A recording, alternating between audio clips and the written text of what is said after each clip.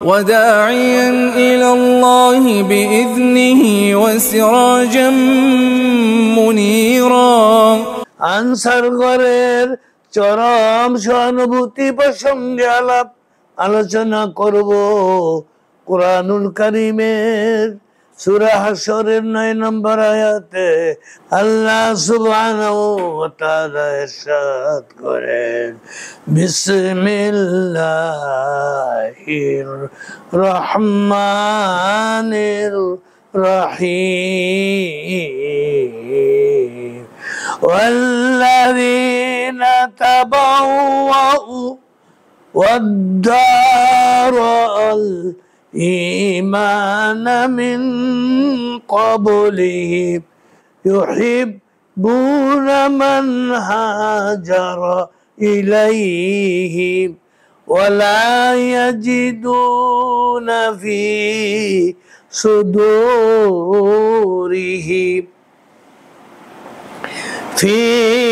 صدورهم حاجة مما أوتوا ويؤثرون على أنفسهم ولو كان بهم خصاصة ومن يوق شح نفسه فأولئك هم المفلحون অর্থাৎ যারা মুহাজিরদের আগমনের পূর্বে মদিনায় বসবাস করেছিল এবং ঈমান এনেছিল তারা মুহাজিরদেরকে ভালোবাসে এবং মুহাজিরগণকে যা প্রদান করা হয়েছে তার জন্য তাদের মনে কোনো ক্ষোভ নেই। নিজেদের অভাবগ্রস্ত সত্ত্বেও অর্থাৎ জঠর জ্বালা সত্ত্বেও মুহাজিরগণকে নিজেদের প্রাণের চেয়ে বেশি অগ্রাধিকার দান করে। যারা মনের কার্পণ্য থেকে মুক্ত হয়ে আত্মরক্ষা করতে পেরেছে তারাই তো সফল কাম হয়েছে। এই আয়াতে যে বাস্তব ঘটনার পরিপ্রেক্ষিতে নাজিল হয়েছিল তা অত্যন্ত কৌতূহলজনক। আল্লাহ বেদায়া ওয়ান নিহায়া তৃতীয় খণ্ড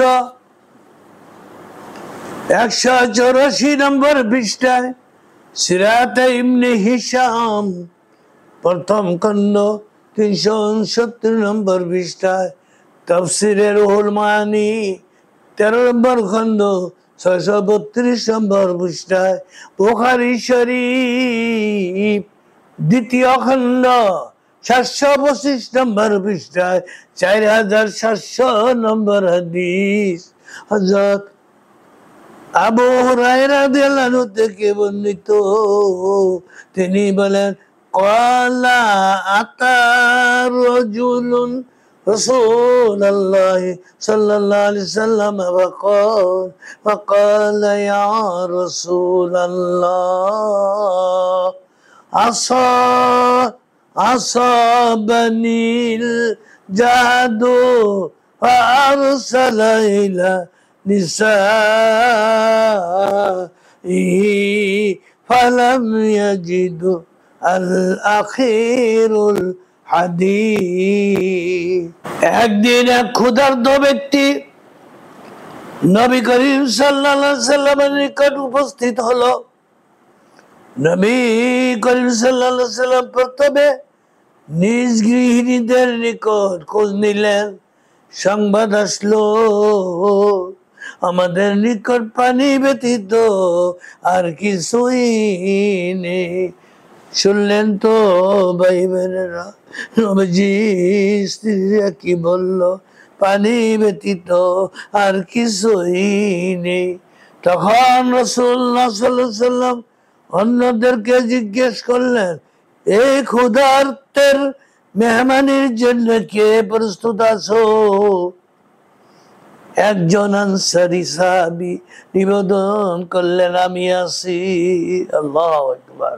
অতিথিকে নিয়ে তিনি গৃহে গেলেন, স্ত্রীকে বললেন, রাসূল খোদা সাল্লাল্লাহু আলাইহি সাল্লামের অতিথির সেবা উত্তম রূপে করিও, উত্তম রূপে করিও। স্ত্রী বললেন, শিশু সন্তানদের জন্য প্রয়োজনীয় কিছু খাদ্য ব্যতীত অতিরিক্ত আর কিছুই নেই। তখন স্বামী স্ত্রী উভয়ে গৃহের এই সামান্য খাদ্য সন্তানদেরকে না খাওয়াইয়ে অতিথিকে সম্পূর্ণ খাবার এক অভিনব কৌশল অবলম্বন করলেন। শিশু সন্তানদের ঘুম পাড়ায় রাখলেন। ওই সময় পর্দার মাসালা ছিল না। আরবের প্রথানুসারে গৃহের সকলকে অতিথির সাথে বসে একই পাত্রে খেতে হবে। এই সমস্যার সমাধান স্ত্রী স্বামীর পরামর্শ অনুযায়ী হলো, কৌশল করে গৃহের প্রদীপ নিভিয়ে দিলেন। অতঃপর স্বামী স্ত্রী উভয়ে অতিথির সঙ্গে খেতে বসে গেলেন এবং এমন ভাব দেখালেন যেন তারাও খাইতেছেন। পক্ষান্তরে তারা এক লোকমাও খেলেন না। সুকৌশলে খাদ্যটুকু অতিথিকে খাওয়াইয়ে নিজেরা উপবাসে রাত কাটালেন। তাদের এই অতুলনীয় মহানুভবতা লক্ষ্য করে আল্লাহ সুবহানাহু ওয়া তাআলা উল্লেখিত আয়াত নাযিল হয়। বুখারী শরীফ দ্বিতীয় খণ্ড 534 নম্বর পৃষ্ঠায় 3645 নম্বর হাদিস। হযরত আবু হুরায়রা রাদিয়াল্লাহু আনহু থেকে বর্ণিত, তিনি বলেন, ক্বালাতিল আনসারু আকসিবু বাইনানা ওয়া বাইনাহুমুন নাখলু ক্বালা তাকফুনা আল আখিরুল হাদিস। আনসারগণ নবী করিম সাল্লাল্লাহু আলাইহি সাল্লামের খেদমতে আরজ করলেন, আমাদের এবং মুহাজির ভাইদের মধ্যে আমাদের সম্পত্তি বন্ধন করে দিই। প্রিয় নবী করিম সাল্লাল্লাহু আলাইহি সাল্লাম স্বীকার করলেন। অতঃপর তারা বললেন, তবে মুহাজির ভাইগণ আমাদের জায়গা জমির কাজ করবে, সেই সূত্রে তারা উহার উৎপন্নে আমাদের শরীক হবে। ইয়াতে সকলেই সম্মতি দান করলেন। বুখারী শরীফ দ্বিতীয় খণ্ড 533 নম্বর পৃষ্ঠায় 3643 নম্বর হাদিস। হযরত আব্দুর রহমান ইবনে আউফ রাদিয়াল্লাহু আনহু থেকে বর্ণিত, তিনি বলেন, ক্বালা কদিমা আলাইনা আব্দুর রহমান ইবনু আউফ ওয়া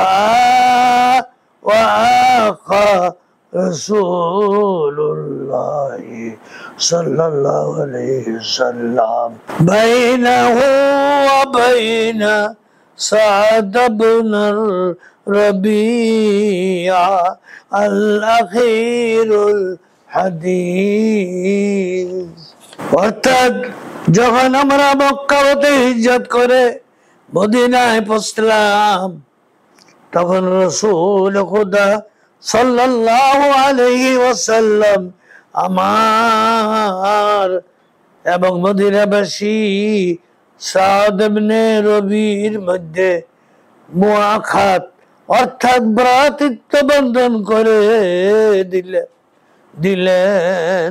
আমার সেই ভ্রাতা হযরত সাদ রাদিয়াল্লাহু আনহু এর উপদার ছিলেন যে তিনি আমাকে বললেন, মদিনাবাসীর মধ্যে আমি অন্যতম ধন্যত ব্যক্তি, আমার দলের অর্ধাংশ আপনাকে দান করতেছি এবং আমার 2 স্ত্রী আছে, আমার 2 স্ত্রী আছে, আপনি যাকে পছন্দ করবেন আপনার সঙ্গে, আপনার জন্য আমি তাকে ত্যাগ করব। নাউযুবিল্লাহ, আল্লাহু আকবার। হুজুর ইদ্দতের পর আপনি তাকে বিবাহ করবেন। হযরত আব্দুর রহমান ইবনে আউফ রাদিয়াল্লাহু আনহু বললেন, আপনার ধনের আবশ্যক আমার হবে না, এখানে ব্যবসা কেন্দ্র বা কোনো বাজার আছে কি? ভ্রাতা বললেন, কাইনুকা নামক একটি বাজার আছে। ভোরবেলায় হযরত আব্দুর রহমান ইবনে আউফ রাদিয়াল্লাহু আনহু সেই বাজারে চলে গেলেন এবং ওই দিনের ব্যবসায়ের লাভ দ্বারা কিছু পানির ও গৃহীত করে বাড়ি ফিরলেন। এই রূপে প্রতিদিন ভোরে তিনি সেই বাজারে যেয়ে ব্যবসা করতে আরম্ভ করলেন। একদিন তিনি রাসূল খুদা সাল্লাল্লাহু আলাইহি সাল্লামের দরবারে উপস্থিত হলেন। তার শরীরে রঙিন সুগন্ধির চিহ্ন দেখা যাইতেছিল। রাসূল খুদা সাল্লাল্লাহু আলাইহি সাল্লাম তাকে জিজ্ঞাসা করলেন, শাদী করেছো কি? তিনি উত্তর করলেন, জি হ্যাঁ। জিজ্ঞাসা করলেন, কাকে? তিনি বললেন, মদিনার এক মহিলাকে। জিজ্ঞাসা করলেন, মহারানা কত দিয়েছো? তিনি বললেন, 1 ডানা পরিমাণ স্বর্ণ।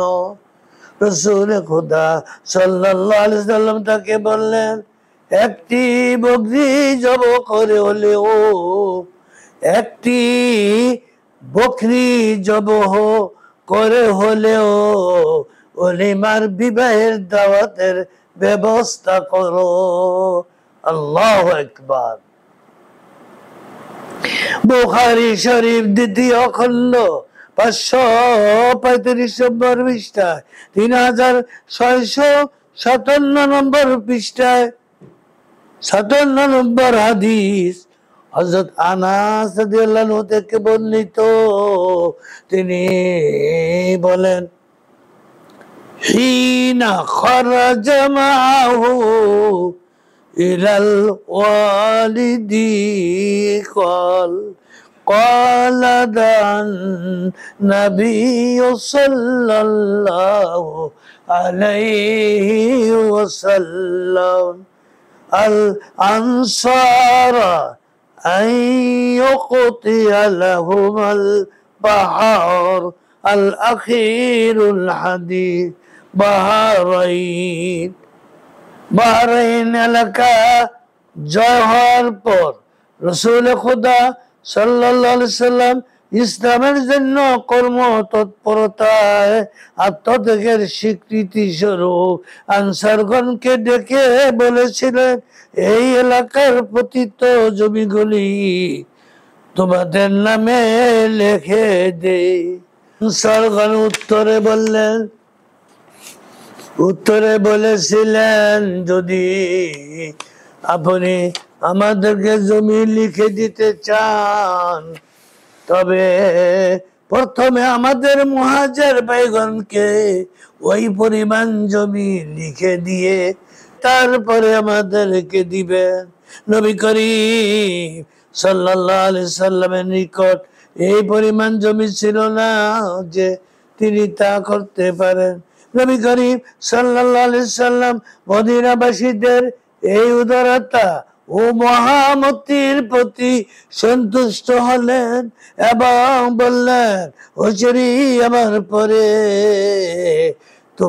তোমরা নিজেদের উপর অন্যদের অগ্রবর্তিতা দেখবে, তখনও এরূপ উদারতার সাথে তোমরা ধৈর্য ধারণ করিও।